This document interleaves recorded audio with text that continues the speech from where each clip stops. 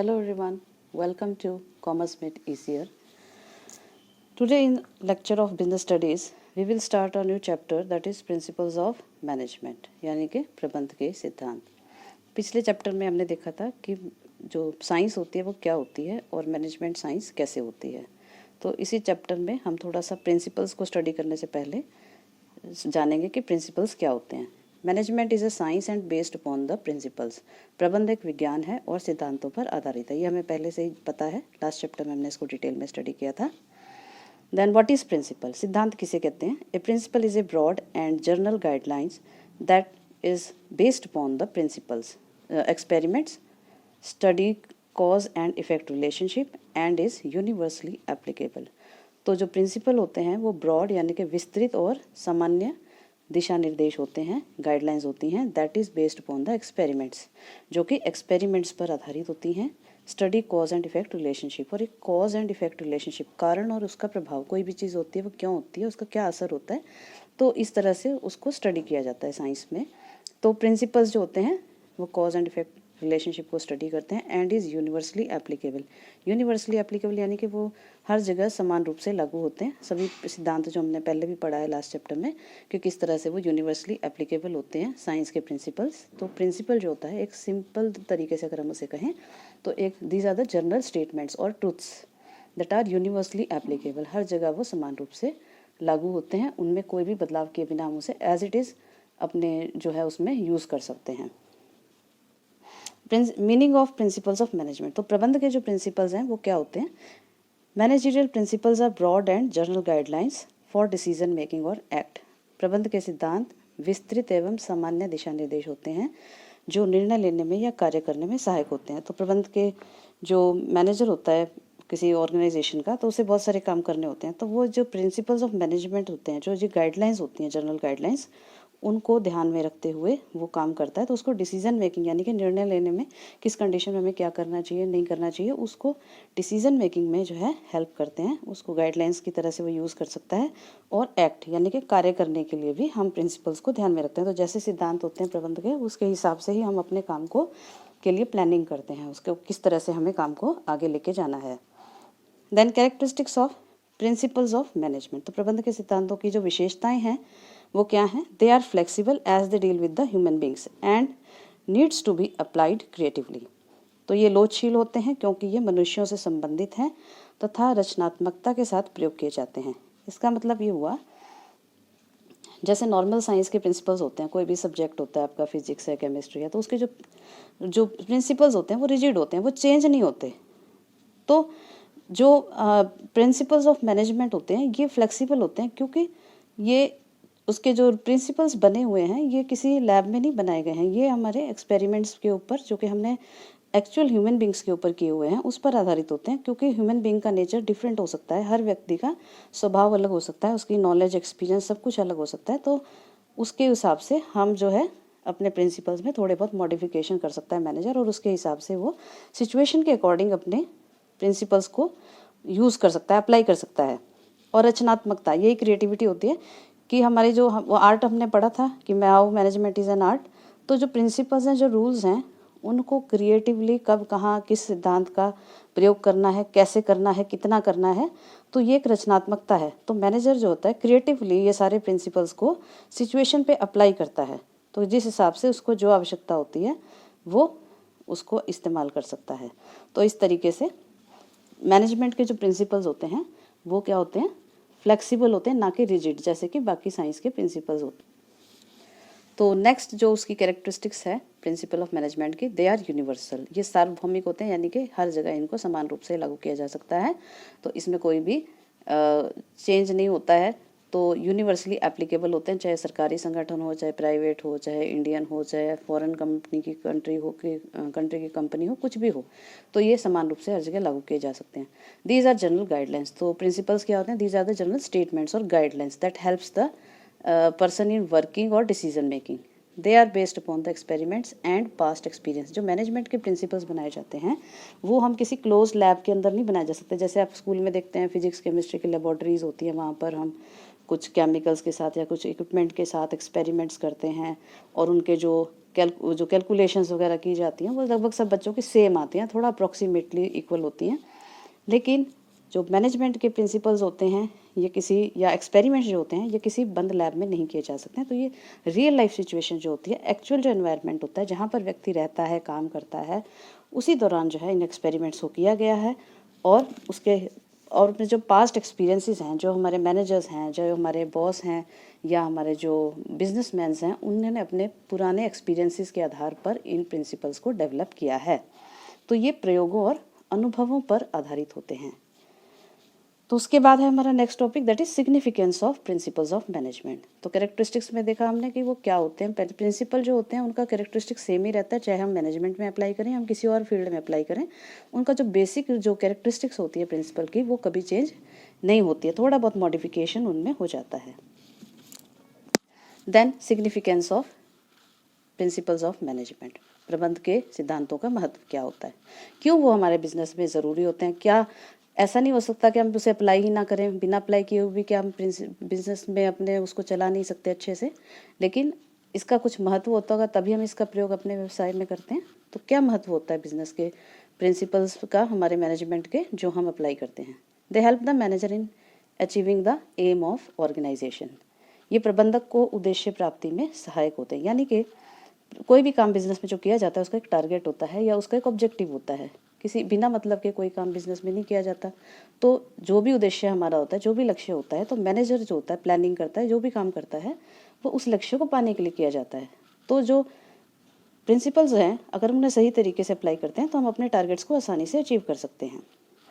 They help in effective utilisation of resources. तो आपको पता है बिजनेस में जो संसाधन होते हैं वो बहुत सीमित होते हैं, स्केर्स रिसोर्सेज होते हैं हमारे पास। कैपिटल होती है, बहुत स्केर्स रिसोर्स होता है। देन ह्यूमन जो रिसोर्स होता है, फिर प्लांट मशीनरी जो फिक्स्ड एसेट रिसोर्सेज हैं, या जो भी रिसोर्सेज हम यूज़ करते हैं, तो उनका प्रभावपूर्ण तरीके से प्रयोग करना, सही तरीके से प्रयोग करना। उसको हम ट्रायल एंड एरर मेथड से यूज़ नहीं किया जा सकता कि हम वेस्टेज भी किए जा रहे हैं, बार बार करके देख रहे हैं और हमें नुकसान उसका ज़्यादा करना होगा हमें, और उसका कॉस्ट भी बढ़ जाएगा। तो इसलिए प्रिंसिपल्स को यदि हम अप्लाई करते हैं तो हम अपने बिजनेस के संसाधनों का अच्छे तरीके से और प्रभावपूर्ण तरीके से प्रयोग कर सकते हैं।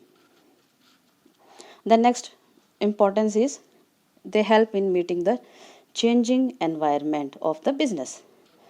तो जो बिजनेस रिक्वायरमेंट होती है वो बदलते हुए माहौल के साथ भी बदलती है। तो हमें जो बदलते व्यावसायिक वातावरण की आवश्यकताएं होती हैं उसको उसके हिसाब से अपने व्यवसाय को हमें भी बदलना पड़ता है। उसके हिसाब से हमें प्लानिंग करनी पड़ती है, उसके हिसाब से हमें सारे काम करने पड़ते हैं। तो जो बदलता हुआ व्यवसाय है या वातावरण है व्यवसाय का, उसको उसको उसके साथ compete करने के लिए या उसके साथ कदम से कदम मिलाकर चलने के लिए हमें प्रिंसिपल्स का प्रयोग करना ही पड़ता है। तो अगर हम प्रिंसिपल्स का प्रयोग करते हैं तो हम ऑब्जेक्टिव वे में बिजनेस को चला सकते हैं और हमारा internal business environment external business environment के साथ तालमेल आसानी से बिठा सकता है, और हम बड़े हैवी लॉसेस से या किसी भी तरह की प्रॉब्लम्स जो फ्यूचर में आ सकती हैं या प्रेजेंट में भी हो सकती हैं, उनसे हम बच सकते हैं।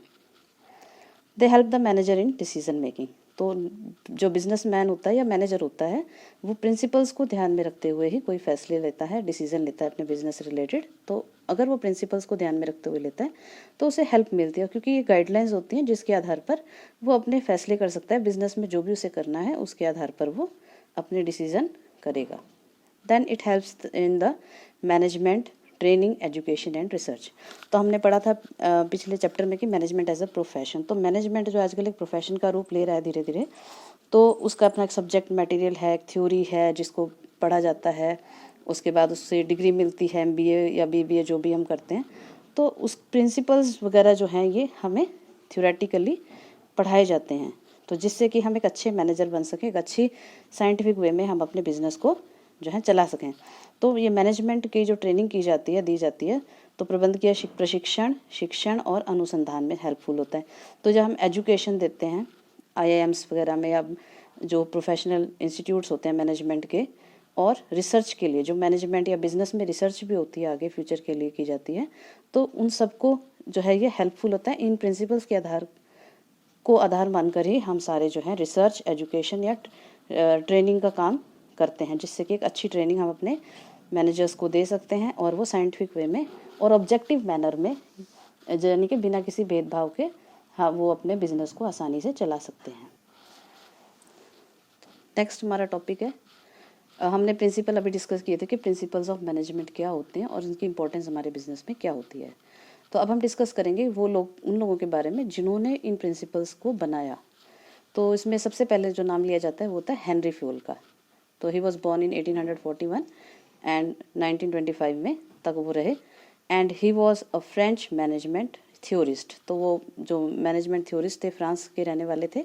ही started his career at the mining company as an engineer. तो इंजीनियर के रूप में जो है उन्होंने माइनिंग कंपनी में जो है ट्रेनिंग जो है जॉब की थी, and rose to the position of managing director in the company. और वो धीरे धीरे बढ़ते बढ़ते मैनेजिंग डायरेक्टर के पद तक पहुंच गए कंपनी में।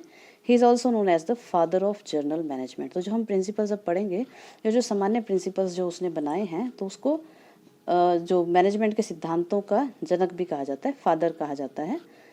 as he propounded 14 general principles of management based on his own experience and experiments। तो उसने जो है खुद के एक्सपीरियंस और एक्सपेरिमेंट्स जो उसने अपने कंपनी में किए, उसके आधार पर उसने 14 जो सिद्धांत हैं प्रिंसिपल्स ऑफ मैनेजमेंट, उनको बनाया। और वो सिद्धांत कौन से हैं, आज भी उनको जो है हम एज इट इज़ अपने बिजनेस में यूज़ करते हैं, थोड़े बहुत मॉडिफिकेशंस के साथ, और बहुत ही हमारे लिए यूज़फुल हैं। तो अब से पहले, इस सिद्धांतों से पहले जो था, किस तरह से बिजनेस चलाया जाता था, जो भी हमारे जो पारंपरिक रूप हैं, तरीके हैं, ट्रेडिशनल मेथड्स हैं, तो हर व्यक्ति अपने हिसाब से अपने बिजनेस को चलाता था। कोई इस तरह का साइंटिफिक मेथड या साइंटिफिक तरीका नहीं था जिसको सीखा जा सके या सिखाया जा सके।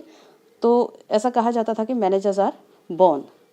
तो मैनेजर जो होते हैं वो पैदा होते हैं, मतलब ये पैदाइशी गुण होता है कि बिजनेस को मैनेज करना या बिजनेस करना। इसको गुण को प्राप्त नहीं किया जा सकता, या इसको किसी को सिखाया नहीं जा सकता। लेकिन अब ऐसा नहीं है, क्योंकि सिद्धांत जो है ये एक साइंटिफिक वे में बनाए गए हैं। तो पहले जो बिजनेस था वो हर व्यक्ति अपने हिसाब से चलाता था, तो कोई एक सिस्टम ऐसा नहीं था, और ऑब्जेक्टिव वे तो था ही नहीं। तो हर व्यक्ति अपने अपने हिसाब से अपने बिजनेस को ऑपरेट करता था, अपने हिसाब से वो सारे काम करता था। तो जब साइंटिफिक जो इसके प्रिंसिपल्स आए हैं, उससे बिज़नेस को बहुत फ़ायदा मिला है। बिज़नेस को एक साइंटिफिक तरीके से हम चला सकते हैं। बिज़नेस में जो है नुकसान में कमी आई है, और एक सिस्टमैटिक वे जो है वो डेवलप हुआ है। और आजकल जैसे बड़े आकार के व्यवसाय हो गए, मल्टीनेशनल कंपनीज तक, बड़ी बड़ी कंपनियां जो हैं वो बिज़नेस करते हैं, और इंटरनेशनल ट्रेड भी बड़ा है। तो उसमें जो है इसका महत्व और बढ़ जाता है, क्योंकि हम साइंटिफिक तरीके से और सही तरीके से सिस्टमैटिकली बदलते हुए चैलेंजिंग एनवायरनमेंट जो है उसके साथ हमें अपने बिजनेस को चलाना होता है। तो बहुत सारे चेंजेस जो होते हैं हमारे आसपास होते रहते हैं लगातार। उसके हिसाब से जो हम अपने बिजनेस में चेंजेस ना करेंगे तो हमारा बिजनेस जो है वो फेल हो जाएगा। तो ये प्रिंसिपल्स कौन से हैं? 14 principles of management. First principle is division of work. तो principle of division of work क्या है? कार्य का विभाजन, इसको हिंदी में कहते हैं। स्पेशलाइजेशन इससे आता है। Work should be divided in small parts and one person should be given one job और वर्क। तो इस सिद्धांत के अनुसार वो कहते हैं कि कार्य को जो है छोटे छोटे भागों में बांट देना चाहिए, और एक आदमी को एक ही काम सौंपना चाहिए। यदि एक आदमी सारा काम स्टार्टिंग टू एंड तक करेगा तो वो कोई भी काम जो है वो सही से नहीं कर पाएगा, उसे टाइम भी ज़्यादा लगेगा, और ऐसा संभव ही नहीं होता कि एक आदमी सारे काम में एक्सपर्ट हो। तो इसलिए ज़रूरी है कि काम को छोटे छोटे भागों में बांट दिया जाए और हर आदमी को एक ही काम दिया जाए। जैसे मान लीजिए हम कोई कपड़ा बनाने की फैक्ट्री है, तो वहाँ पर आप देखते हो कि कोई वर्कर है वो सिर्फ धागा बनाने का ही काम कर रहे हैं, कोई वर्कर जो है वो कपड़ा बुनने का काम हो रहा है, कहीं पर जो है सिर्फ उनकी ड्यूटी है कि वो उसकी फिनिशिंग करें, उसके बाद उनकी डाई कलर करना उसमें कपड़े में, या प्रिंटिंग करना, ये सारे। तो एक आदमी को एक ही काम सौंपा जा रहा है, तो इस तरीके से वो उस काम में एक्सपर्ट हो जाएगा। जब हम रोज़ एक ही काम को करेंगे तो हम उसमें स्पेशलाइज हो जाएंगे, और हमारा वर्कलोड भी नहीं बढ़ेगा, एक्सपर्टीज़ हो जाएगी। इससे हमारे जो बिज़नेस है उसमें वेस्टेज भी कम हो जाएगी, क्योंकि हमारे जो प्रैक्टिस है और ट्रेनिंग है उससे हम अच्छे से बिना वेस्टेज के या कम समय में काम को अच्छे तरीके से कर पाएंगे। तो इस तरह से डिवीज़न ऑफ वर्क जो है वो सिद्धांत का पालन यदि हम बिज़नेस में करते हैं तो इससे हमारे बिज़नेस को बहुत फ़ायदा होता है। Second principle is parity between authority and responsibility. Parity होता है समानता या बराबरी। अथॉरिटी एंड रिस्पॉन्सिबिलिटी क्या होता है? अथॉरिटी होता है अधिकार या पावर, और रिस्पॉन्सिबिलिटी होता है जिम्मेदारियाँ या उत्तरदायित्व। तो अथॉरिटी और रिस्पॉन्सिबिलिटी में बैलेंस होना चाहिए। यानी कि जब हम किसी व्यक्ति को काम सौंपते हैं, अपने एम्प्लॉय को, तो हमें उसके हिसाब से उसे थोड़े बहुत अधिकार भी देने पड़ते हैं। यदि हम उसे पावर या अथॉरिटी नहीं देंगे तो वो काम को कैसे करेगा? उसके पास पावर होना ज़रूरी है। तो पावर जो है वो इतनी ज़्यादा भी ना दी जाए उसको कि वो उसका मिसयूज़ करने लगे एम्प्लॉय, और इतनी कम भी ना हो कि वो अपने काम को सही तरीके से पूरा ना कर पाए। तो there should be balance between the authority and responsibility. तो जितना काम दिया जाएगा उसको, उसी के अनुपात में उसको उतने ही अधिकार भी दिए जाने चाहिए। तो उसमें बैलेंस होना बहुत ज़रूरी है ताकि पावर का मिसयूज़ ना हो। और अगर पावर कम होगी तो उससे काम जो है, अथॉरिटी हमारे पास नहीं हो कि हम अपने डिसीजन नहीं ले सकते हैं, अपने हिसाब से हम काम नहीं कर सकेंगे, तो हम अपने काम का जो हमें जो भी उत्तरदायित्व सौंपा गया है उसे पूरा नहीं कर पाएंगे। तो there should be parity between authority and responsibility. तो फ्यूल कहते हैं कि जो अथॉरिटी और रिस्पॉन्सिबिलिटी है इनमें बैलेंस होना बहुत ज़रूरी है। Now third principal is principle of discipline, यानी कि अनुशासन का सिद्धांत। अनुशासन का सिद्धांत क्या होता है? कार्यस्थल पर या कर्मचारियों के बीच अनुशासन होना चाहिए। There should be discipline at the work place and among the employees of the organisation. तो कोई भी काम है, चाहे हमने प्लानिंग कितनी अच्छी कर रखी है, ऑर्गेनाइजिंग कितनी अच्छी है, सारे हमारी जो रॉ मटेरियल हर चीज़ हमने बहुत अच्छी क्वालिटी के लिए, यदि हम डिसिप्लिन से काम नहीं करेंगे, सिस्टमेटिक वे में काम नहीं करेंगे या वर्क प्लेस पे डिसिप्लिन नहीं होगा तो काम हम जो है सही तरीके से नहीं कर पाएंगे और हम टारगेट भी टाइम पर अचीव नहीं कर पाएंगे। तो डिसिप्लिन होना जो है वर्क प्लेस पे होना बहुत ज़रूरी है। तो जो हेनरी फ्यूल है वो कहते हैं कि वर्क प्लेस पर सबसे ज़्यादा इंपॉर्टेंट क्या है? डिसिप्लिन है। ये बहुत इंपॉर्टेंट प्रिंसिपल है मैनेजमेंट का। हालांकि ये डायरेक्टली जो है प्रोडक्शन में या टारगेट अचीव करने में हेल्प नहीं करता है, लेकिन फिर भी अगर हमारे वहाँ वर्क प्लेस पे डिसिप्लिन नहीं होगा तो हमारे जो कोऑर्डिनेशन है वो नहीं बैठेगा और जो भी हम काम कर रहे हैं वो सही समय पर और सही तरीके से नहीं हो पाएगा। तो इसलिए एम्प्लॉयज़ में और जो भी वर्क प्लेस है, टाइम से आना, टाइम से काम करना, टाइम से अपने जो टारगेट्स को अचीव करना। जब छोटे छोटे टारगेट्स को हम टाइम से अचीव करेंगे तभी हम बड़े टारगेट्स को जो है अचीव कर पाएंगे। तो इसलिए डिसिप्लिन का होना बिजनेस में बहुत ज़रूरी है। Then fourth principle of management is unity of command, यानी कि आदेश की एकता। तो आदेश की एकता का क्या मतलब होता है? That every employ should have one boss और a superior and he should receive orders from him only. तो हर व्यक्ति का एक ही बॉस होना चाहिए और वही उसको आदेश देगा और उसी के प्रति वो जवाबदेह होगा। क्योंकि अगर हमें या व्यक्ति को एक से ज़्यादा लोगों से बॉस होंगे या उनसे आदेश उनको प्राप्त होंगे तो वो कंफ्यूज हो जाएगा कि किसका ऑर्डर माने और किसका ऑर्डर नहीं माने, और वो कोई भी काम जो है वो सही से नहीं कर पाएगा। क्योंकि हर बॉस चाहेगा कि उसका ऑर्डर पहले फॉलो किया जाए या उसके हिसाब से काम किया जाए। तो आदेश की एकता में एक व्यक्ति को एक ही बॉस होना चाहिए और वही उससे काम सौंपेगा और वही उससे जवाबदेही लेगा।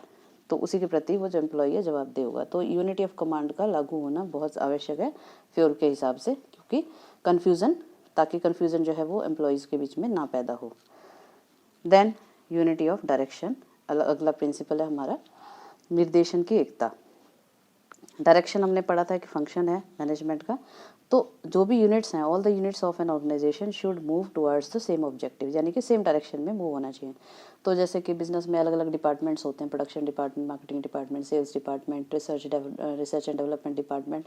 तो जो भी डिपार्टमेंट होते हैं अपने अपने अलग अलग फंक्शंस करते हैं, लेकिन उनका जो है जो भी छोटे छोटे ऑब्जेक्टिव अपने डिपार्टमेंट के लिए वो बनाते हैं, तो उनका जो ऑब्जेक्टिव होना चाहिए वो एक ही दिशा की ओर बढ़ना चाहिए। यानी कि जो हमारा मेन टारगेट है या मेन ऑब्जेक्टिव है ऑर्गेनाइजेशन में, उसको अचीव करने के लिए ही सारे काम जो होते हैं उसी दिशा में वो आगे बढ़ने चाहिए। तो there should be unity of direction. तो जैसे हम कोई भी एग्जांपल ले सकते हैं इसमें, जैसे कोई गेम होता है, मान लीजिए क्रिकेट है, तो कोई फील्डिंग कर रहा है, कोई बॉलिंग कर रहा है, कोई बैटिंग कर रहा है, लेकिन सब अपने अलग अलग काम करते हुए भी एक ऑब्जेक्टिव, दैट इज़ मैच को जीतना। तो वो उसका एक लक्ष्य होता है। सभी लोग जो भी अलग अलग अपने काम कर रहे हैं उस मैच को जीतने के लिए कर रहे हैं। तो एक यूनिटी ऑफ डायरेक्शन होना चाहिए, एक दिशा में सबको आगे बढ़ना चाहिए, भले ही वो अलग अलग काम क्यों ना कर रहे हों। Then next principle of management is subordination of individual interest to general interest. तो अपने सामूहिक हित के लिए निजी हित का त्याग करना। सामूहिक हित होता है जो हमारे ग्रुप गोल्स होते हैं, जो हमारे संगठन के लिए बड़े टारगेट्स होते हैं, और जो छोटे ऑब्जेक्टिव होते हैं इंडिविजुअल, यानी कि हर व्यक्ति का अपना एक लक्ष्य होता है, जैसे अच्छी सैलरी पाना, प्रमोशन लेना या बॉस से तारीफ पाना। इस तरह के हमारे अपने निजी व्यक्तिगत जो होते हैं हमारे फ़ायदे हो सकते हैं। तो हेनरी फ्यूल का कहना है कि जो संगठन है उसमें संगठन के जो गोल्स हैं या ऑब्जेक्टिव्स हैं, एम्स हैं, उनको प्राथमिकता दी जाए बजाय कि अपने व्यक्तिगत उद्देश्यों को प्राथमिकता देने के। अगर हर व्यक्ति अपने उद्देश्यों को प्राथमिकता देगा, हर कोई चाहेगा कि मेरा प्रमोशन हो जाए या मुझे अच्छी सैलरी मिले, बिजनेस को इसे चाहे लॉस ही क्यों ना हो जाए, तो फिर हम संगठन के उद्देश्यों को पूरा नहीं कर पाएंगे, क्योंकि हर व्यक्ति अपने अपने फ़ायदे के हिसाब से अलग अलग तरीके से काम करना शुरू कर देगा और वो लक्ष्य, जो बिजनेस के लक्ष्य हैं, उनको वो पीछे छूट जाएंगे। इसलिए जो ये सिद्धांत है बहुत महत्वपूर्ण है कि जो बिजनेस है उसमें अपने जो पर्सनल इंटरेस्ट हैं उनको त्याग देना चाहिए और सामूहिक हित, यानी कि हमारे जो बिजनेस के गोल्स हैं उनको इम्पोर्टेंस ज़्यादा मिलनी चाहिए, उनको इम्पोर्टेंस दी जानी चाहिए। तो 7th हमारा जो प्रिंसिपल ऑफ मैनेजमेंट है, that is principle of fair remuneration, उचित पारिश्रमिक का सिद्धांत। उचित पारिश्रमिक का सिद्धांत क्या होता है कि remuneration should be just and equitable, सभी कर्मचारियों को न्यायोचित और समान वेतन देना चाहिए। समान वेतन से मतलब क्या हुआ और न्यायोचित का मतलब क्या होता है, यानी कि जितना जितना जायज़ हो उतना उसको वेतन या सैलरी या वेजेस जो भी उसका है वो उसे दिया जाना चाहिए। तो ना ही बहुत ज़्यादा ना ही बहुत कम, तो जितना काम है, काम नेचर ऑफ वर्क के हिसाब से, उसकी पोस्ट है उसके हिसाब से उसको जो है सैलरी दी जानी चाहिए या जो वेजेस है वो दिए जाने चाहिए। और इक्विटेबल मतलब होता है समान। तो इसमें कई बार ऐसा देखा जाता है कि संगठनों में महिलाओं को कम वेतन दिया जाता है, पुरुषों को ज़्यादा दिया जाता है, या अपने जो बार्गेनिंग से जो है वो सैलरी डिसाइड होती है, तो एक ही लेवल पर काम करते हुए भी उनको अलग अलग सैलरी दी जा रही है। दोनों ही मैनेजर्स हैं मान लीजिए फर्म में या बिजनेस में, और दोनों को अलग अलग सैलरी दी जा रही है, ये सही नहीं है। तो जितना काम उनको दिया जाता है या जिस पोस्ट पर वो काम करते हैं उसके हिसाब से उनको उचित वेतन दिया जाना चाहिए और वो उसमें समानता होनी चाहिए, उसमें भेदभाव नहीं किया जाना चाहिए किसी कर्मचारी से। यदि हम भेदभाव करेंगे तो उनके मन में एक नेगेटिव फीलिंग जो है बिजनेस के प्रति या बॉस के प्रति आएगी, जो बिजनेस के लिए बिल्कुल भी अच्छी बात नहीं होती है। तो फेयर रेम्युनरेशन का सिद्धांत को लागू करना चाहिए बिजनेस के लिए। Then 8th principle is principle of scalar chain, सोपान श्रृंखला का सिद्धांत। स्केलर चेन का मतलब होता है फॉर्मल ऑर्गेनाइजेशन में जो कम्युनिकेशन होता है या फॉर्मल लाइन होती हैं, वो उसमें एक सिस्टम होता है, एक स्ट्रक्चर होता है जिससे कि सारे जो कम्युनिकेशन है वो फ्लो करता है। तो स्केलर चेन क्या होता है, it is a formal line of authority from top to bottom that should be followed in the organisation. तो हेनरी फ्यूल कहते हैं कि जो प्रिंसिपल ऑफ स्केलर चेन है बिजनेस में उसको लागू किया जाना चाहिए। तो यहाँ पर हम एक डायग्राम की हेल्प से समझ सकते हैं क्या होता है स्केलर चेन। तो यहाँ पर एक डायग्राम है, ए जो कि हम बॉस है, उससे लोअर रैंक पे है बी, उसके बाद है डी और उसके बाद है एफ, और ये है दूसरा डिपार्टमेंट। उसके बाद इसके अंडर ही दूसरा डिपार्टमेंट है, इसका जो इससे जूनियर है वो है सी, फिर है ई से जूनियर है जी। तो यदि बॉस ए कोई ऑर्डर फॉलो करता है या कोई आदेश देता है तो वो पहले बी को देगा, बी से वो ऑर्डर डी को मिलेगा, डी फिर एफ को देगा या डी एफ उसके हिसाब से काम करेगा। डायरेक्ट ए जो है एफ को ऑर्डर नहीं देगा। तो स्केलर चेन का सिद्धांत पालन होगा। इसी तरीके से यदि ए सी को ऑर्डर देता है तो सी जो है ई को बताएगा, ई जो है जी को बताएगा। तो इस तरह से ये जो भी इन्फॉर्मेशन होगी, जो ऑर्डर होगा, वो सभी के माध्यम से कम्युनिकेट होगा, सभी को उसके बारे में पता चल जाएगा। लेकिन अगर मान लीजिए इस तरह से, तो आप कहेंगे कि हमें बहुत देर हो जाएगी, बाई चांस हमें कोई इमीडिएटली कोई काम करना है, अर्जेंट कोई डिसीजन लेना है, तो हम इसके लिए वेट तो नहीं कर सकते कि हम प्रॉपर चैनल से ही जो है हमें इन्फॉर्मेशन प्राप्त हो, उसके हिसाब से काम हो। तो इमरजेंसीज के लिए हम गैंग प्लैंक का यूज़ कर सकते हैं, यानी कि एफ जो है डायरेक्टली जी को से कम्युनिकेट कर सकता है। इसको हम एक एग्जांपल की हेल्प से समझते हैं। मान लीजिए ए ने ऑर्डर दिया है, ये फाइनेंस डिपार्टमेंट है और ये प्रोडक्शन डिपार्टमेंट है, या ये परचेज डिपार्टमेंट है, ये प्रोडक्शन डिपार्टमेंट है। तो ए ने जो है ऑर्डर दिया है कि 2000 यूनिट्स जो है वो प्रोड्यूस की जानी चाहिए। तो उसके लिए जो रॉ मटेरियल है वो परचेज डिपार्टमेंट परचेज करेगा और प्रोडक्शन डिपार्टमेंट को देगा, यानी कि जी को चाहिए, एफ जो है जी को देगा 4000 यूनिट्स प्रोड्यूस करने के लिए जो भी सामान चाहिए होगा। तो अब जो है ए जो है ये मैसेज बी को देगा, बी डी को देगा और डी फिर एफ को देगा, और एफ उसके हिसाब से एक्शन लेगा और वो फिर डी को बताएगा, फिर वो बी को बताएगा डी, और फिर डी ए को बताएगा। इस तरीके से फिर ए सी को कम्युनिकेट करेगा, फिर ई को करेगा सी, और फिर ई जी को करेगा। तो ये प्रॉपर चैनल है कि ये इतना प्रोडक्शन करना है, तो ये जो रॉ मटेरियल खरीद करके इसको इस चैनल से प्रोवाइड किया जाएगा। तो इस तरीके से गैंग प्लैंक का यूज़ करना एमरजेंसीज में ही किया जाना चाहिए। तो यदि इमरजेंसी है, तुरंत ही हमें बनाना है, तो डायरेक्ट जी जो एफ है वो जी को दे सकता है। उसके बाद जो है नॉर्मल प्रोसीजर फॉलो किया जा सकता है, सभी को बाद में प्रॉपर चैनल से बताया जा सकता है। तो ऐसा इसलिए करना ज़रूरी होता है क्योंकि हम किसी को बीच में जो हमारे सुपीरियर्स हैं उनको छोड़ा नहीं जा सकता। तो सभी के माध्यम से जो है मैसेज कम्युनिकेट होना ज़रूरी है, सभी को पता चलना चाहिए कि संगठन में क्या हो रहा है। कई बार अधिकारी को खुद ही पता नहीं होगा मेरे डिपार्टमेंट में क्या चल रहा है, कि यदि ए जो है डायरेक्टली जी से कम्युनिकेट कर लिया, ए डायरेक्टली एफ से कम्युनिकेट कर ले, तो बी और डी को पता ही नहीं चलेगा, या सी और ई को पता ही नहीं चलेगा कि जो है जी क्या कर रहा है या एफ क्या कर रहा है, क्योंकि वो डायरेक्ट उसको ऑर्डर नहीं दे सकता। तो सिस्टमैटिकली स्केलर चेन का पालन करना बिजनेस में बहुत ज़रूरी है। Then next principle is principle of order, यानी कि व्यवस्था का सिद्धांत। व्यवस्था का सिद्धांत में ईच पर्सन और thing should have fixed place in the organisation to avoid wastage of time. तो सभी व्यक्तियों या वस्तुओं का निश्चित स्थान होना चाहिए। तो निश्चित स्थान कैसे, जैसे मान लीजिए आपके स्कूल में प्रिंसिपल ऑफिस एक फिक्स प्लेस पे है, vice principal office fix place पे है, आपका क्लासरूम एक फिक्स प्लेस पे है, आपके स्कूल की लाइब्रेरी फिक्स प्लेस पे है। यदि वहाँ पे फिक्स प्लेस नहीं होगी, मान लीजिए आप रोज़ ही कभी भी आपका मन करता है, कहीं पर भी आपकी क्लास लग जाती है या प्रिंसिपल ऑफिस चेंज हो जाता है, तो यदि आपको प्रिंसिपल से काम होगा तो आप उसे कहाँ ढूंढेंगे, क्योंकि उनकी तो कोई फिक्स प्लेस ही नहीं है। प्रिंसिपल ऑफ ऑर्डर पालन करने से कंफर्ट बना रहता है और हर व्यक्ति को जो है अपनी एक निश्चित स्थान पर बैठने की आदत हो जाती है, उसमें वो कंफर्ट फील करता है और वो आसानी से उस जगह बैठ के काम कर सकता है। इसी तरह से वस्तुओं का भी एक निश्चित स्थान होना चाहिए, जहाँ भी वर्कर काम करता है उसकी एक वही मशीनरी फिक्स प्लेस पे होनी चाहिए। आपकी जो सीट है, आप रोज़ एक ही बेंच पे जा करके वहाँ स्कूल में बैठते हो, तो वहाँ कंफर्ट फील करते हो, आपकी बिलोंगिंगनेस से हो जाती है जगह से। तो ये ज़रूरी है कि हर चीज़ का एक निश्चित स्थान होना चाहिए, जिससे कि हमें ढूंढने में उस चीज़ को देरी ना हो, समय बर्बाद ना हो और हम अपना काम सही तरीके से चला के रख सकें। Then 10th principle is principle of equity, यानी कि समता या समानता का सिद्धांत। समता का सिद्धांत या समानता का सिद्धांत जो है बिजनेस में बहुत ही इम्पोर्टेंट होता है। Every employ should be treated equally irrespective of his caste, colour, creed etcetera. तो ये सिद्धांत जो है पालन करना बिजनेस में एक मैनेजर के लिए बहुत ही ज़रूरी है।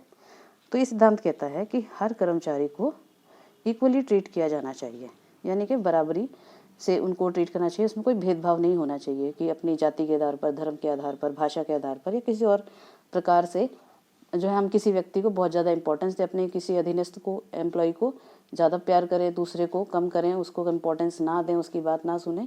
तो ये सही नहीं होता बिजनेस के लिए, क्योंकि इससे एम्प्लॉय के जिसको हम इम्पोर्टेंस नहीं देते हैं तो नेगेटिव फीलिंग उसमें डेवलप होती है और ये बिज़नेस के लिए बिल्कुल भी अच्छी बात नहीं है। समानता में जो हम सैलरी की बात कर रहे थे, फेयर रेम्युनरेशन, वो भी आती है कि हमें सबको इक्वली ट्रीट करना चाहिए। तो हमें महिला पुरुष में भी भेदभाव नहीं करना चाहिए। जो भी रैंक पे काम कर रहे हैं वो सेम रैंक पे यदि काम करते हैं तो उन्हें इक्वली ट्रीट किया जाना चाहिए। प्रमोशन में, सैलरी में या और किसी अवसरों पर उनको बराबरी से ट्रीट किया जाना चाहिए। किसी भी आधार पर उनसे कोई भेदभाव नहीं किया जाना चाहिए। So next principle is principle of stability of personnel, यानी कि स्थायित्व का सिद्धांत। There should be job security of employees so that they can work in tension-free environment and develops positive attitude towards the organization। तो कर्मचारी की नौकरी में स्थिरता और सुरक्षा प्रदान की जानी चाहिए ताकि संगठन के प्रति उसका सकारात्मक रवैया हो। तो स्थायित्व होता है, जैसे हम प्राइवेट जॉब करते हैं तो उसमें क्या होता है, व्यक्ति को हमेशा डर सताता रहता है कि पता नहीं हमें जॉब से कब निकाल दिया जाएगा। तो उससे उसकी जो है जुड़ाव जो है उस संगठन के साथ नहीं हो पाता है। उसे लगता है कि चलो टाइम पास के मैं नौकरी कर रहा हूँ, जब मुझे कोई अच्छी जॉब मिलेगी या गवर्नमेंट जॉब मिलेगी तो मैं वहाँ चला जाऊँगा। तो इससे क्या होता है कि वो जुड़ाव जब तक वो महसूस नहीं करेगा तब तक वो अपना 100% जो है एफर्ट जो है जो कंपनी के लिए नहीं कर पाएगा। तो यदि हम चाहते हैं कर्मचारी हमारे लिए अच्छी तरह से काम करे, मन लगा के काम करे और हमारे को हेल्प करे संगठन के टारगेट को अचीव करने में, तो हमें उसे जॉब सिक्योरिटी प्रोवाइड करनी चाहिए, यानी कि उसके जॉब को सुरक्षित मानना चाहिए, सुरक्षा प्रदान करनी चाहिए। यदि उसे हमेशा ये डर सताता रहेगा कि उसे उसकी नौकरी कभी भी जा सकती है तो उसका काम में मन नहीं लगेगा। तो उसे जॉब सिक्योरिटी प्रोवाइड करना बहुत आवश्यक है ताकि एक पॉजिटिव एटीट्यूड जो है उसके मन में संगठन के प्रति डेवलप हो कि संगठन कितना अच्छा है। और जब तक कि वो कोई बहुत ही गंभीर प्रकृति का कोई जो है काम ना करे या कोई जुर्म ना करे तब तक उसे नौकरी से नहीं निकाला जाना चाहिए। छोटी मोटी गलतियों को हम जो है उसको छोटी मोटी पनिशमेंट्स दी जा सकती हैं, लेकिन उसकी नौकरी जो है उससे नहीं ली जानी चाहिए। Then 12th principle is principle of initiative, यानी कि पहल क्षमता का सिद्धांत। पहल क्षमता का सिद्धांत ये होता है, एम्प्लॉयज़ सबॉर्डिनेट्स जो होते हैं, आइडियाज़ और suggestion should be welcomed by the superior. तो कई बार क्या होता है, हमारे पास हमारे जो जूनियर एम्प्लॉयज़ होते हैं मैनेजर के पास वो नए नए आइडियाज़ लेके आते हैं, सजेशन लेकर के आते हैं कि सर अगर हम इस काम को ऐसे करेंगे तो ये ज़्यादा अच्छा होगा, या इससे हमारी कॉस्ट कम हो जाएगी, या ये इस तरह से काम किया जाएगा तो वो टाइम कम लगेगा। लेकिन कई बार मैनेजर क्या हो सकता है कि वो सोचे कि नहीं, ये जो छोटे एम्प्लॉयज़ हैं ये मुझे शिक्षा दे रहे हैं, या इनका आइडिया ये मैं क्यों मानूँ, क्योंकि इससे मेरी इंपॉर्टेंस कम हो जाएगी, या इनके पास अच्छे आइडिया हो नहीं सकते क्योंकि ज़्यादा एजुकेटेड नहीं है, मेरे पास ज़्यादा क्वालिफिकेशन है, एजुकेशन है या एक्सपीरियंस है, तो मेरे ही आइडियाज़ ज़्यादा अच्छे हैं। तो इससे क्या होता है, और हम उनकी बात को अनसुना कर देते हैं, नहीं मानते हैं, तो आगे से भविष्य में वो हमारे पास कभी अपने नए आइडियाज़ लेकर के या सजेशन लेकर के नहीं आएंगे, और हो सकता है उनके आइडियाज़ अच्छे हों और संगठन को उनका फ़ायदा मिल सकता हो। तो इसलिए यदि हम खुले दिल से उनके आइडियाज़ को वेलकम करेंगे, स्वागत करेंगे, उनकी बात को सुनेंगे, और उसे अगर आइडियाज़ अच्छे हों तो हम उनका लागू करने में भी कोई बुराई नहीं है संगठन में, क्योंकि इससे हित तो संगठन का ही हो रहा है, जो भी काम किया जा रहा है वो संगठन के फ़ायदे के लिए किया जा रहा है। तो अगर हम उसके आइडियाज़ को मानते हैं, सुनते हैं, तो उनका मनोबल बढ़ता है और वो अपने नए नए आइडियाज़ लेकर के हमारे पास आते हैं, जिससे कि एक पॉजिटिव एटीट्यूड भी या एनवायरनमेंट जो है वो संगठन में डेवलप होता है। Then 13th principle is principle of spirit de corps, यानी कि टीम स्पिरिट, समूह की भावना। There should be team spirit, that is unity of and harmony among the employees. तो यहाँ पर वी शब्द का प्रयोग होना चाहिए इंस्टेड ऑफ आई, हम शब्द का प्रयोग किया जाना चाहिए मैं के बराबर। मैं मतलब होता है एक सिंगल पर्सन, और वी होता है ग्रुप, जो ग्रुप को रिप्रेजेंट करता है। तो टीम स्पिरिट की भावना होनी चाहिए कर्मचारियों के बीच में, ना कि इंडिविजुअल उनके अपने अपने स्वार्थ उसमें होने चाहिए। तो यूनिटी होनी चाहिए, एकता होनी चाहिए, और सौहार्द होना चाहिए, हार्मनी होनी चाहिए एम्प्लॉयज़ के बीच में। अगर उनमें टीम स्पिरिट की अभाव होगा तो हम अपने टारगेट्स को अचीव नहीं कर पाएंगे, तो संगठन अपने लक्ष्यों को कभी भी प्राप्त नहीं कर पाएगा। टीम स्पिरिट होना कर्मचारियों में बहुत ही आवश्यक है। And last but not the least is principle of centralisation and decentralisation, केंद्रीकरण एवं विकेंद्रीकरण। तो केंद्रीकरण क्या होता है? केंद्रीकरण का मतलब होता है जब सारे पावर्स, जो सारे अथॉरिटीज़ हैं, टॉप मैनेजमेंट या बॉस के या सुपीरियर के हाथ में होती हैं, और वो अपने कोई भी अधिकार अपने जूनियर को नहीं देता। तो हर बात के लिए जो जूनियर कर्मचारी होते हैं उन्हें अपने बॉस से पूछना पड़ता है, छोटी छोटी आवश्यकताओं के लिए भी उन्हें कोई बॉस से परमिशन लेनी पड़ती है। तो इससे क्या होता है कि वो अपने काम को ठीक तरीके से नहीं कर पाते हैं, और हर बात के लिए परमिशन लेने में समय भी ज़्यादा लगता है। तो सेंट्रलाइजेशन होता है जब सारी अथॉरिटी टॉप लेवल के पास होती है, बॉस के पास होती है। तो employees are not to free to take their own decisions और to work independently, that is called centralization. And decentralization is just opposite to that. Decentralization means when powers or authorities are is distributed among in the whole organization from top to bottom.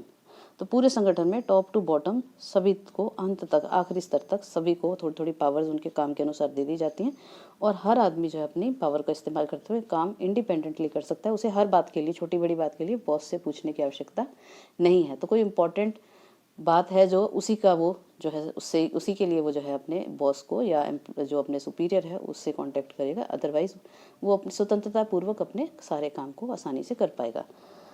तो centralisation या decentralisation संगठन में कैसे होना चाहिए, ये depend करता है कि किस प्रकार का संगठन है, नेचर ऑफ बिजनेस क्या है, किस तरह के एम्प्लॉयज़ काम करते हैं, उनकी जो नॉलेज है या ट्रेनिंग है किस प्रकार से है। तो उसके हिसाब से सेंट्रलाइजेशन या डिसेंट्रलाइजेशन जो भी संगठन में लागू करना है उसे किया जाना चाहिए। तो ये 14 जो सिद्धांत हैं हेनरी फ्यूल के हैं, और ये बहुत ही इंपॉर्टेंट है, जनरल प्रिंसिपल्स हैं। हर प्रकार के संगठन में, छोटे बड़े, देश विदेश, हर प्रकार के संगठन में जो है इनका प्रयोग किया जाता है, और ये बहुत ही इम्पॉर्टेंट प्रिंसिपल्स हैं। तो आशा करती हूँ कि आज का जो लेक्चर है आपको समझ में आया होगा, और ये 14 के 14 प्रिंसिपल्स आपको अच्छे से याद करने हैं, और ये एक्सप्लेनेशन के लिए एग्ज़ाम में भी आते हैं। तो आपको आज का ये वीडियो कैसा लगा हमें ज़रूर बताएं, और हमारे चैनल को लाइक करें, सब्सक्राइब करें और शेयर करें। Have a nice time.